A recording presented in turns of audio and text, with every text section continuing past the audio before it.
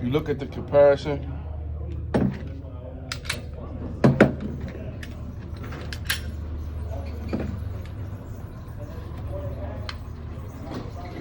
It's small, but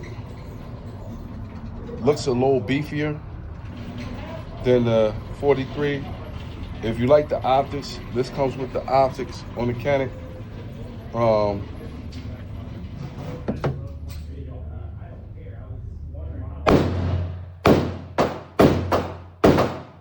Century arms.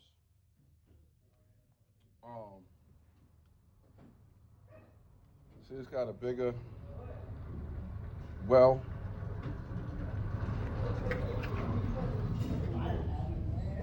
A little longer on the frame. Safety on the trigger. This also has a safety. 44 has a safety. The safety's on the trigger, so that has to be hit in order for it to shoot. Same with this one, safety.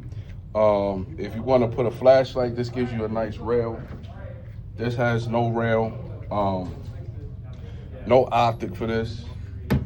This one you could go ahead and throw the optic on. So we're gonna try